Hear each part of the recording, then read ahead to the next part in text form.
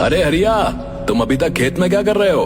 अंधेरा होने वाला है, घर चले जाओ, वरना तुम्हें पता है ना। हाँ मान सिंह, पता है, मुझे डराओ मत, पर थोड़ा सा काम बचा है, ये निपटा कर जा ही रहा हूं।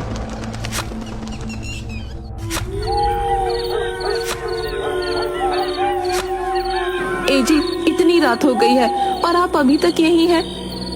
अरे तुम क्यों रात में यहाँ आ गई हो? तुम्हें पता है ना, रात में छलावा घूमता है।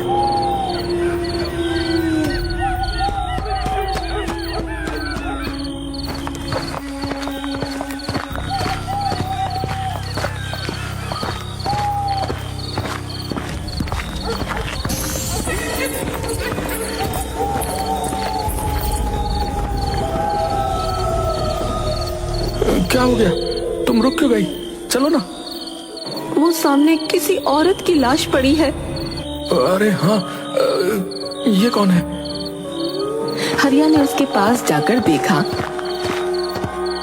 तो वो उसकी पत्नी की लाश थी। ये देखकर वो बहुत घबरा गया। उसने मुड़कर देखा तो उसकी पत्नी सामने भी खड़ी थी। वो उसके पास पहुंचा।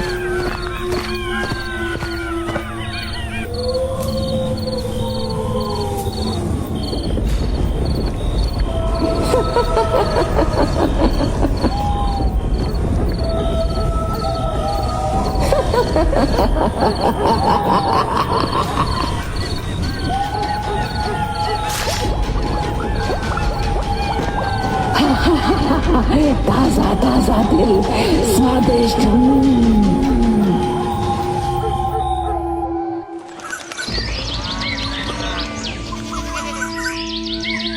जब हरिया के छोटे भाई रमेश के पास पहुंची तो वो अगले ही दिन गांव आ गया।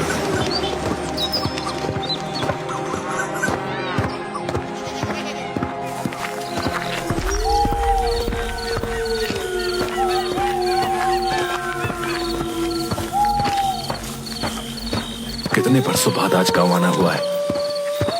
यहां से जाते समय सोचा भी नहीं था कि वापसी किसी की मौत पर होगी। हे भगवान, मुझे इस बुरे समय को झेलने की शक्ति दे। रमेश काफी सालों बाद गांव आया था। वो बदले हुए गांव को देखता हुआ अपने घर की तरफ बढ़ रहा था। उसके मन में गांव में आने की खुशी भी थी और अपने भैया भाभी को खोने का दुख भी था। तभी अचानक उसे हरिया ने आवाज दी। अरे रमेश, अरे तुम आ गए। अरे कैसे हो? भैया आप? पर आप तो नहीं, मैं ठीक हूँ, पर छलावा ने तुम्हारी भाभी को मार दिया।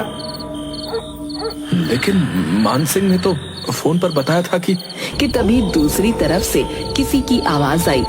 उसने उस तरफ देखा तो वहाँ मान सिंह खड़ा था। उसने फिर से मुड़कर हरिया की तरफ देखा तो वो गायब हो चुका था। तुम इतनी रात में क्यों आए हो? तुम्हें पता है ना इस गांव में छलावा का प्रकोप है। ये तो शुक्र मनाओ कि मैं समय पर आ गया, वरना आज तुम्हारे साथ भी वही होता जो तुम्हारी भाभी और भैया के साथ हुआ था। चलो यहां से।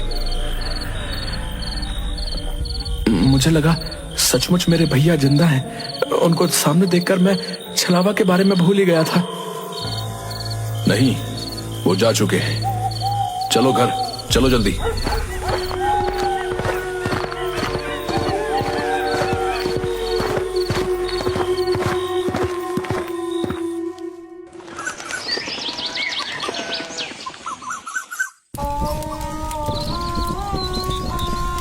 भैया, मैं आपकी चिता की अग्नि को साक्षी मानकर ये कसम खाता हूं कि मैं उस छलावा से आपका बदला जरूर लूंगा।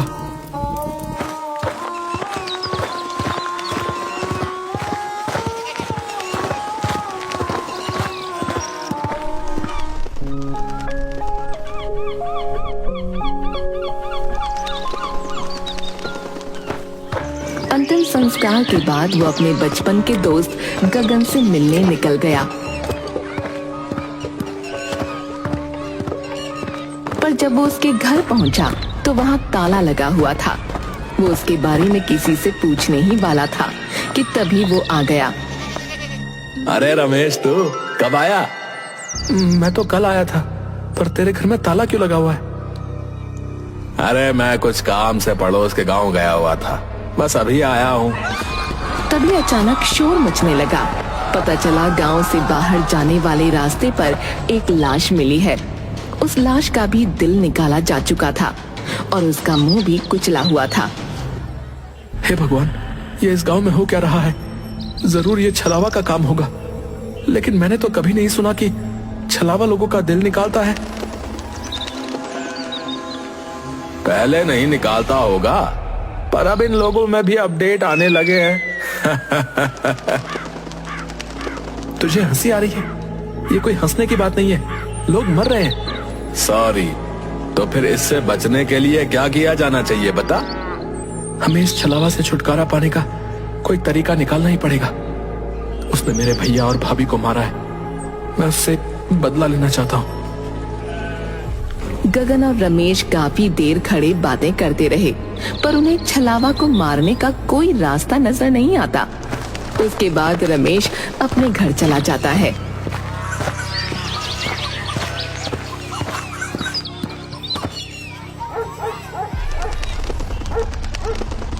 मैं छलावा से बदला तो लेकर रहूंगा, कुछ भी हो जाए। रमेश छलावा को मारने के तरीके सोच रहा था। किसी ने उसका दरवाजा जोरों से खटखटाया। वो झिझक गया। कौन है? कौन है? अरे मैं हूं मान सिंह, जल्दी से दरवाजा खोलो, छलावा ने किसी को मार दिया है। आता हूं। रमेश हड़बड़ाहट में उठा और उसने जाकर दरवाजा खोला। सामने मान सिंह की लाश पड़ी थी। उसके सीने से उसका दिल निकाला जा चुका था और जमीन खून से लाल हो चुकी थी। ओह माय गॉड, ये क्या हो गया? मान सिंह, तुम्हारे साथ ये किसने किया? मैंने।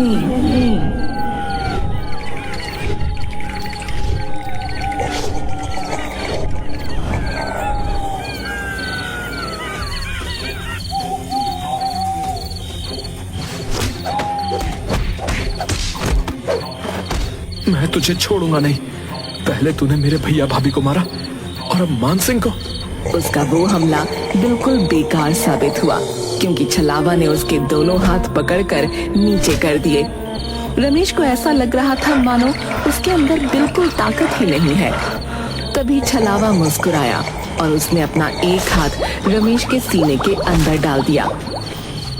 ये होते ही अचानक रमेश की आंख खुली और उसने देखा कि वो अपने बेड पर है। हे भगवान, ये सपना था? नहीं, मुझे यकीन नहीं हो रहा है। मुझे मान सिंह से मिलना पड़ेगा।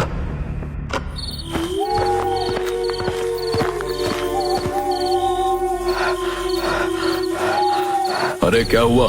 तुम ऐसे हाफ क्यों रहे हो? मैंने सपना देखा कि छलावा ने तुम्हें भी मार दिया और मुझे भी।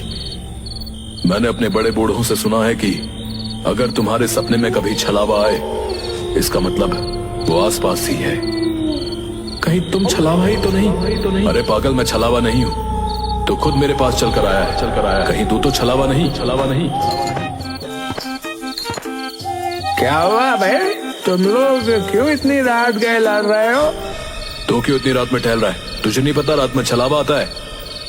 अरे मैं तो पीकर टुन्न रहता हूँ, छलावा मेरा कुछ नहीं कर सकता है। अरे तुम उसे छोड़ो, वो तो पिया हुआ है। ये बताओ कि छलावा कहाँ होगा?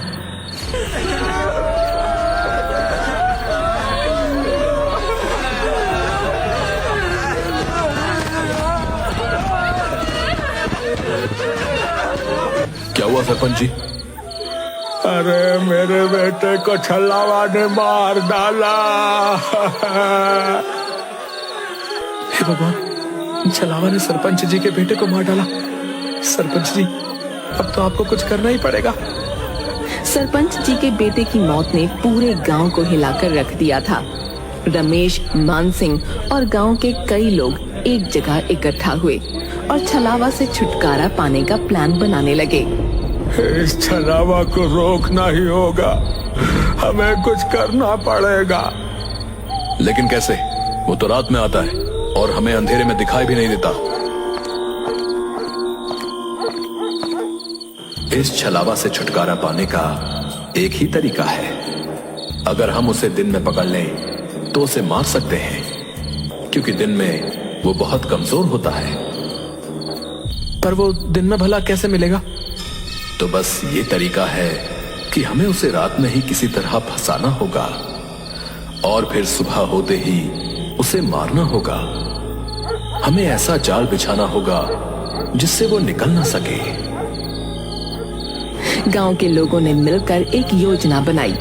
उन्होंने एक बड़ा जाल तैयार किया और तय किया कि वो छलावा को रात में ही फंसाकर सुबह मार डालेंगे।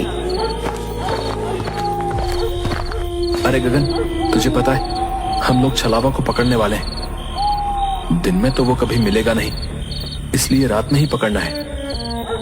मैं तुम्हारे साथ हूँ, लेकिन ये बहुत खतरनाक काम है भैया। लेकिन करना तो पड़ेगा, वरना लोग ऐसे ही मरते रहेंगे। रात का अंधेरा चारों ओर फैल चुका था। गांव के कुछ बहादुर लोग छलावा को पकड़ने की योजना के तहत इकट्ठा हुए। कई लोग डर के मारे नहीं आए थे, जिनमें गगन भी शामिल था। गगन फोन क्यों नहीं उठा रहा? उसने वादा किया था कि वो भी आएगा। शायद वो डर गया होगा। हम यहाँ हैं, हमें ही ये काम करना होगा। तभी एक ठंडी हवा का झोंका आया और सबकी रूह कांप उठी। अचानक सामने छलावा प्रकट हुआ, लेकिन हरिया के रूप में। भैया, आप जिंदा हैं? आप यहाँ कैसे? रमेश, मुझे बचा लो, छलावा मुझे मार डालेगा। रमेश का दिल जोरों से धड़कने लगा। वो अपने भाई की तरफ बढ़ा। तभी हरिया अचानक जोर से हंसने लगा और उसका रूप बदलने लगा। पहले वो एक बूढ़ी औरत बना, फिर एक जवान आदमी और फिर एक बच्चे में बदल गया। अंत में वो अपने असली भयानक रूप में आ गया। तुम लोग मुझे पकड़ने की कोशिश कर रहे हो, तुम मुझे नहीं पकड़ सकते। तभी एक आदमी ने हिम्मत दिखाई और छलावा की तरफ भागा। मैं तुझे नहीं छोड़ूंगा, आज तुझे मार कर ही रहूंगा।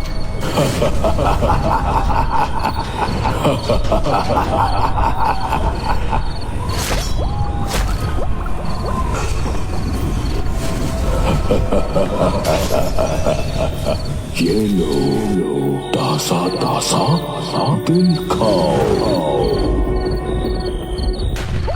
वहाँ मौजूद सभी लोग सन्न रह गए, जबकि छलावा वहाँ से गायब हो चुका था।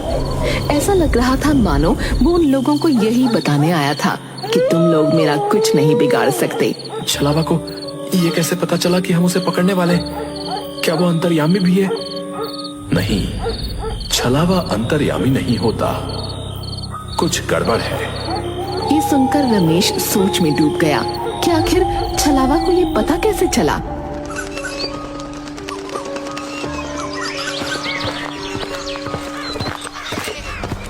गगन, तुम कल रात को क्यों नहीं आए? मैंने तुम्हें कई बार फोन किया। यार मेरी तबीयत ठीक नहीं थी, इसलिए नहीं आ सका यार, सॉरी यार। रमेश और गगन गांव की गलियों में टहलते हुए एक पुराने मंदिर के पास पहुंचे। चलो मंदिर के अंदर चलते हैं, थोड़ी शांति मिल जाएगी। नहीं नहीं, मैं मंदिर के अंदर नहीं जा सकता, मेरी तबीयत अभी भी ठीक नहीं है। क्यों बहाना बना रहे हो? चलो अंदर।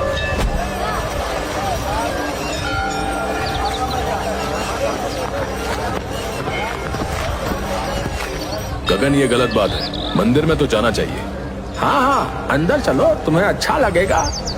नहीं, मुझे छोड़ दो, मैं अंदर नहीं जा सकता। गगन पूरी तरह छटपटाने लगा, लेकिन रमेश, मान सिंह और सरपंच ने मिलकर उसे पकड़ा और मंदिर के अंदर खींच लिया। मंदिर के द्वार के अंदर जाते ही गगन जोर जोर से चीखने लगा। मुझे पता चल चुका है कि तुम ही छलावा हो। जिस लड़के का छलावा ने मुंह कुचल दिया था, उसकी पोस्टमार्टम रिपोर्ट आज सुबह आ गई और पता चला कि वो तो गगन था। यानी जो गगन मुझसे मिलता है वो छलावा है, जो दिन में गांव की खबरें लेने आता है और रात में शिकार करता है।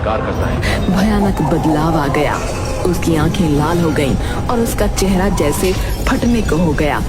वो खुद को छुड़ाने की कोशिश में बुरी तरह से चीख रहा था।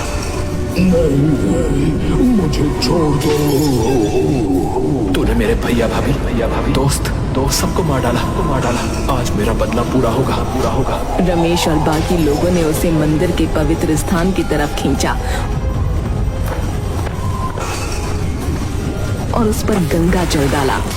छलावा की चीखें और भी तेज हो गईं और उसके शरीर से धुआं निकलने लगा। मंदिर के पवित्र वातावरण में वो धीरे धीरे राख में बदलने लगा। ये हमारे गांव की शांति के लिए जरूरी था। अब छलावा का आतंक खत्म हो जाएगा। छलावा का शरीर पूरी तरह से जलकर राख हो गया। सबने राहत की सांस ली और गांव में फिर से शांति लौट आई।